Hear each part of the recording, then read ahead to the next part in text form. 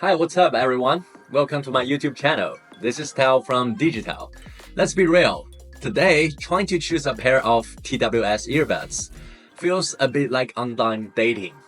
There are way too many options, too many specs, and too many chances to end up with something that just doesn't suit you. But don't worry. Today, I'm here to help you figure out exactly what to look for in a solid, budget-friendly pair of earbuds. And to make things easier, I will use two popular models as example. The CMF Buds 2 and the Moto Buds in my hand. These two are both under the radar champions, but they are built very differently. So instead of just comparing them for fun, I'm actually trying to walk you through what really matters when you are shopping for TWS earbuds. Starting with the most important feature, sound. First up, let's talk about drivers. That's a little speaker inside of those tiny earbuds that actually creates the sound. Moto buds come with slightly bigger 12mm driver.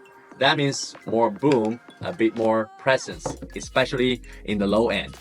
CMF Buds 2 uses an 11mm driver, so a touch smaller, but here's the twist. It has an N52 magnet inside. It's a high-grade magnet that gives you tighter control, more precision, and brighter detail in the bass. So while the Moto might sound louder at first, CMF actually delivers a more refined experience, especially the bass. If you are picky about sound texture, that matters. Next, let's talk about comfort. That's once simple, but it makes a huge difference. Both earbuds weigh just 4.5 grams each. That's light enough, and you will forget they're even there.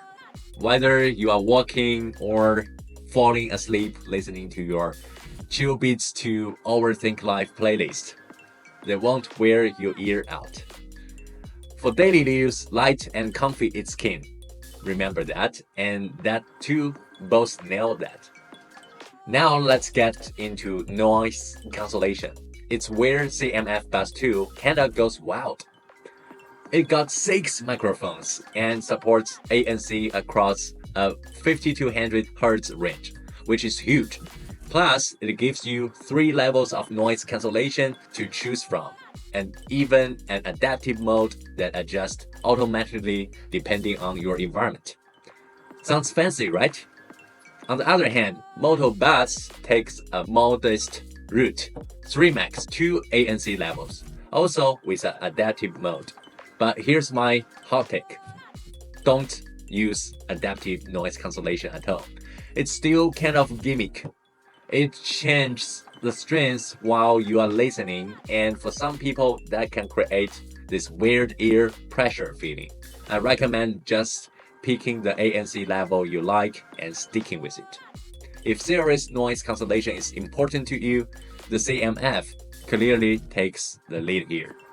Okay, now let's talk about Bluetooth and compatibility. Because a great pair of earbuds still needs to play nice with your phone or tablet. Moto Buds supports a high-res codec called LHDC. It sounds amazing, but only if your phone also supports it. Most flagship Android do, but a lot of mid-range phones and all the iPhones don't. So CMF Buds 2 stick with AAC, which is more universal and stable across both iOS and Android. So if you have got an iPhone or just want simple plug and play pairing, CMF it's the safer choice, probably. If your Android phone supports LHDC, though you might get noticeable brighter sound from Moto overall. So alright, on to something people forget to check, the app. Both these earbuds come with companion apps that let you tweak the sound with EQ settings. Moto uses the Moto Buds app, whereas the CMF uses the Nothing X app. Both work pretty well, and both let you pick from presets or customize EQ yourself. Personally, I think CMF leans more toward a balanced and natural sound out of the box, while Moto tends to have that punchy V-shaped curve that's great for bass-heavy tracks and pop music. Either way, having an app with EQ support is a big win. Some cheaper earbuds don't even offer that, so don't overlook it. Now we come to battery life. And this one's important if you're lazy just like me and hate charging things. Moto Buds gives you around 7 hours of playtime on single charge, and about 30 hours total with the charging case. Not bad, and it also supports fast charging. Just 10 minutes in the case gets you a 2.6 hours of playback, which is super handy.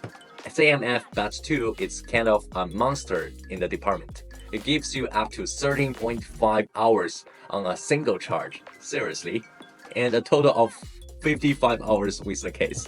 That's a kind of battery life that lets you forget where your charger even is. If long battery life is high on your wish list, this is a no-brainer. And just before we wrap up, let's talk about one more thing. Most people totally ignore, but honestly, it can become the deal breaker to break the experience. Controls. After testing a bunch of TWS earbuds myself, I can tell you this. When it comes to basic actions like play, pause, skip tracks, or switching between ANC, normal, and transparency modes, most earbuds do just fine. However, when it comes to value control, that's where things get tricky. This is one function that actually demands precision. If a pair of earbuds combines touch controls with pressure-sensitive buttons, it's almost always smoother and more accurate than models with just touch panels. And between the two I talked about today, Moto Buds unfortunately stick with pure touch control, which means, I often end up pull out my phone or tablet, just changing the volume. So trying to carefully swiping up and down on a penny touch surface with the tip of your finger, it's just not so fun. So let's be real. TWS earbuds are everywhere. And now that we've compared those two budget champs side by side, hopefully this video helped cut through the noise and make it easier for you to figure out which specs truly matter when choosing from the sea of budget TWS earbuds. Let's be honest, the options are endless, but your ear, you only get two. Thanks for watching. Thumbs up if you like my content, subscribe, and potentially share it to your friends who may also find this information helpful. Stay tuned, and hopefully I'll see you next time. Peace.